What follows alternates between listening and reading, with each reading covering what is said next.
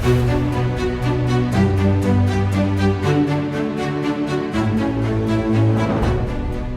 цагдаа дотоодын цэргийн сургалтын нэгдсэн төвийн хүч албаны бэлтгэл жилтийн хэлтс маань 1946 онд анх нийгмийг аюулаас хамгаалах яамны харьяа одоо элчин нийгэмлэг, хүч нийгэмлэг гэдэг одоо анх байгуулагдж исэн. Одоо үдгээр 80 жилийн түүхтэй юм байгууллага байгаа.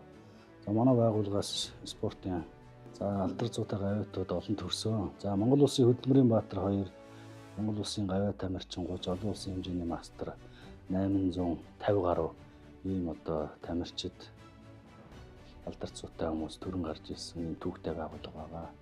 За үүний одоо тод жишээ манай Завхан аймгийн цагдаагийн газарт хэсгийн байцаагчаар ажиллаж байгаа цагдаагийн Ахмад Будхүү маань одоо олон улсын таеквондогийн спортын төрлөөр дэлхийн аварга. За мөн түүний бэлтгэсэн тамирчдаас олимпийн төрлөөр, паралимпийн төрлөөр олимпийн аварга төрөн гарсан. За тэгээ мөн Монгол Улсын ерөнхийлөгчийн зарилгаар сая 2026 оны 3 сард Монгол Улсын гавьяат тасгалжуулагч цолоор шагнагдсан. За ингээд таеквондогийн спортыг бас ингээд хөгжүүлэх зорилгоор өсвөр залуучуудыг бэлтгэн одоо орон нутагт ингээд клуб байгуулсан одоо ингээд спортод одоо зүтгэж байгаа юм шилдэг манай цагдаагийн албаа гэж байгаа.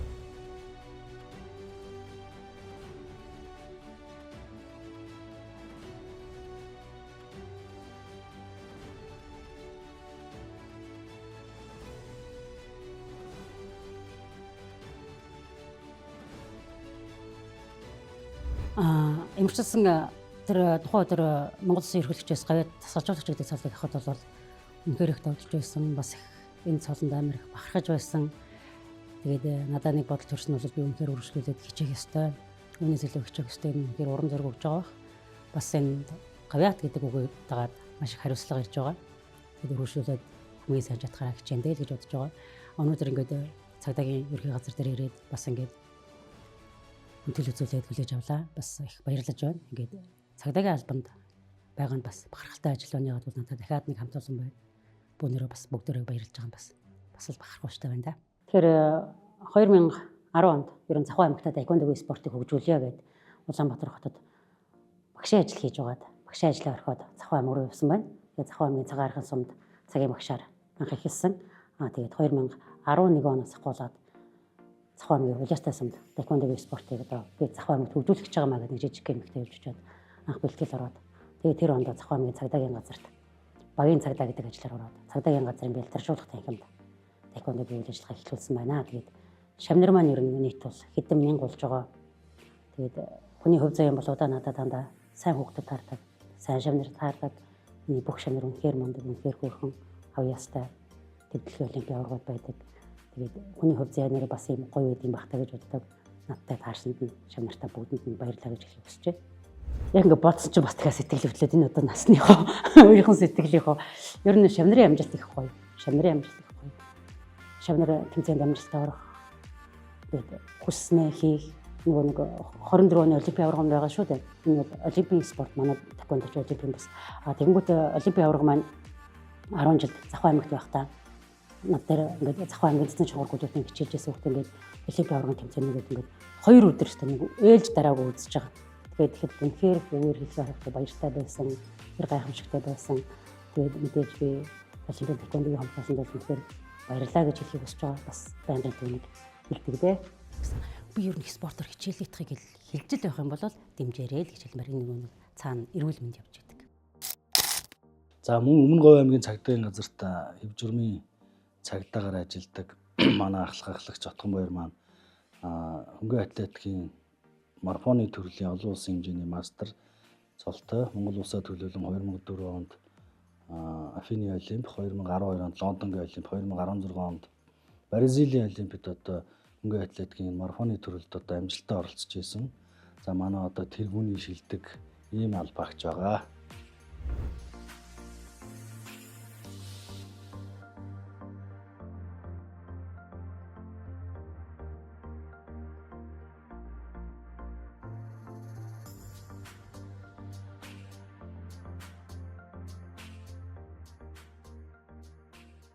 Тэгээд 2008 онд анх удаа цагдаагийн байгууллагатаа Чингэлтэй дүүргийн цагдаагаар орж тэнд эргүүлийн цагтаагаар ажиллаж байдаа. Тэгээд 15 онд Сүхбаатар дүүргийн цагдаагийн 1-р хэлтсэд бас хэв журмын тасагт ажиллаж байгаад 2022 онд Өмнөгов аймгийнхаа цагдаагийн газарт нийтийн хэв журам хамгаалах олон нийтийн аюулгүй байдлыг хангах тасгийн шүүхийн хамгаалтын цагдаагаар томилогдсон ажиллаж одоо хүртэл ингээд ажиллаж байгаа. Хөнгөн атлетикийн спортоор 23 жил тасралтгүй хичээлд Монгол улсын аваргыг 35 удаа, Монгол улсын рекорд амжилтыг 19 удаа шинжилэн тогтоосон.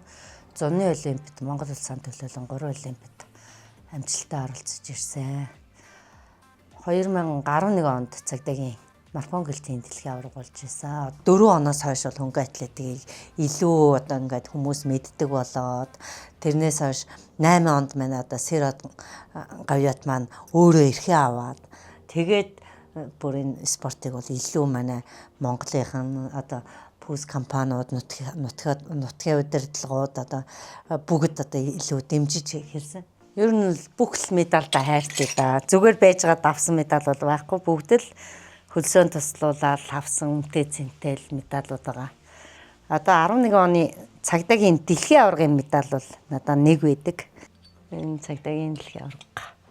5 дугаар ангидаа ирээд аймгийн аврагтаа 2 зайндаа төрүүлээд тэгээ одоо гавьяат дасгалжуулагч Төвшинбаяр өгшийн шав болоод тэгэл тэрнээс хойш ингээл хөнгөн атлетикээс тасралтгүй 23 жил хичээлсэн дээ. Ямар нэгэн байдлаар миний гаргасан амжилтын дард маань бас манай цагдаагийн байгууллага үргэлж хамт явсан учраас одоо энэ спортоо орхисон. Тэгээд одоо гавьяаны хамралтаа суух хугацаа хүртлээ цагдаагийнхаа албыг үнэнчээр биелүүлж нэр төртөө биелүүлнэ гэж их зүтгэж бодож явдаг да. Цагдаагийн алба агчид маань ер нь олон төрлийн спортоор хичээлж одоо бас амжилт гаргадаг. Миний нэг жишээ маань одоо нийтийн хэв журам хамгаалах албаны хамгаалж зохицуулалтын газрын цагдаа Ган Очир байгаа. Ган Очир маань одоо улс таталтын олон улсын хэмжээний мастер цолтой АСТV-ийн аваргын хүрэл медальтай. За мөн үндэсний бөхөр одоо давхар одоо хичээлж бэлтгэл сургалт хийдэг. Аймгийн начин золтой, пауэрлифтингийн спортын мастер золтой ийм шилдэг залуу албаагч байгаа. Өрн тогтоохтой Ган Очир нийтийн хэв журам хамгаалах олон нийтийн аюулгүй байдал хангах албаны хамгаалж зохицуулалтын газрын технологи байгууллага банк хамгаалах хэлтсийн 1-р чиглэлийн харуулын цагдаа ахлаглагч байгаа Очир. Би айлын баг дээрээ 2 эгч нэг ахтай айлын баг 4 дэх хүүхэд. Цагдаагийн байгууллагад энэ албанд 14 жил ажиллаж байгаа.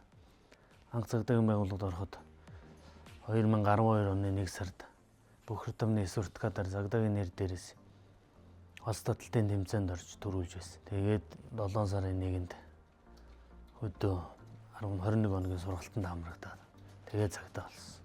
Улс татлаас гадна болохоор үндэсний хөхөр хичээлдэг. Тэгээд пауэрлифтингээр бас давхар хичээлдэг. Тэгээ бас модон барилдаа ингээ. Саяхан модон барилдааны улсын аваргад оролцсон байгаа. Хамгийн онцлог үе юм бол 2024 оны сонгуультай жил байсан. Сонгуультай жил ажил их.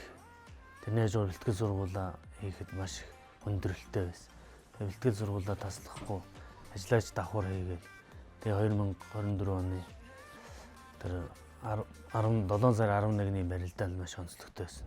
Сумын Ган Очирыг хамтсан барилдаж байна. За сүрийн дөрвөн өчтөн шогийн дөрвөн барилдаж байна. Сүрийн дөрвийнхаа